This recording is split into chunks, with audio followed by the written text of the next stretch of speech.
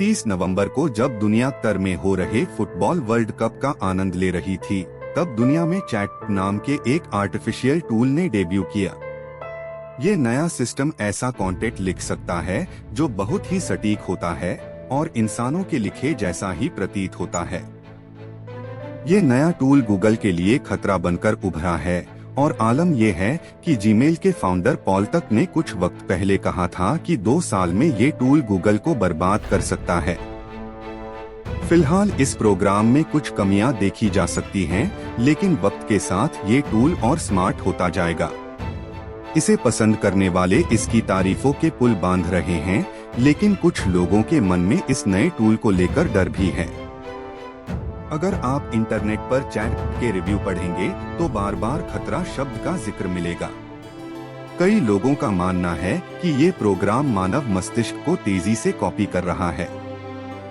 अमेरिकी अखबार New York times में हाल ही छपे एक लेख के मुताबिक लर्निंग, शिक्षा, डिजिटल सुरक्षा, कामकाज और लोकतंत्र तक पर इस प्रोग्राम के असर की संभावना जताई गई है।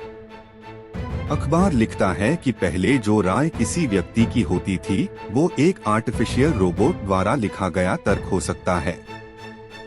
चैट दरअसल एक चैटबॉट है जो आपके कई तरह के सवालों का लिखित और लगभग सटीक जवाब दे सकता है। ये चैटबॉट आपकी निजी समस्याओं पर भी सलाह दे सकता है। इसके जरिए कंटेंट पैदा करने की संभावनाएं अपार हैं। उदाहरण के लिए ये आपको जटिल लेकिन लजीज रेसिपी समझा सकता है और इसी रेसिपी का नया वर्जन भी तुरंत क्रिएट कर सकता है। ये आपको नौकरी खोजने में मदद कर सकता है। आपको कविताएं, अकादमिक पेपर और खास दोस्तों को खत लिखने में मदद कर सकता है। चैट आपके हर प्रश्न का जवाब कुछ ही पलों में दे देता है। मसलन आप इस चैटबॉट से कहें, आर्टिफिशियल इंटेलिजेंस विषय पर शेक्सपियर के अंदाज में एक कविता लिखें। कुछ ही पल में आपको ये कविता लिखी हुई मिलेगी। कविता के स्तर पर बहस हो सकती है, लेकिन उसे लिखने की स्पीड पर नहीं। चैट लगभग 100 भाषाओं में उपलब्ध है, लेकिन ये अंग्रेजी में सबसे सटीक है।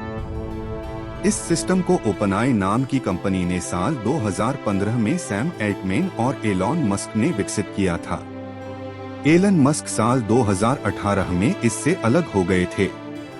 लॉन्च होने के 5 दिन के भीतर ही चैट के 10 लाख यूजर्स हो गए थे। यूजर्स के साथ चैटबॉट के सवाल जवाब का प्रयोग इस प्रोग्राम को बेहतर करने के लिए किया जाता है। ओपनआई का कहना है कि इस चैटबॉट का इस्तेमाल सबके लिए मुफ्त रहेगा और ये टेस्टिंग रिसर्च के दौरान सबके लिए उपलब्ध रहेगा। कंपनी के इस बयान से लोगों ने क्यास लगाने शुरू कर दिए कि भविष्य में चैट के प्रयोग के लिए ओपनआई पैसे लेने लगेगी। कंपनी ये भी कह चुकी है कि टेस्टिंग और रिसर्च के दौरान सॉफ्टवेयर कभी-कभार गलत और भ्रामक जानकारियां भी दे सकता है।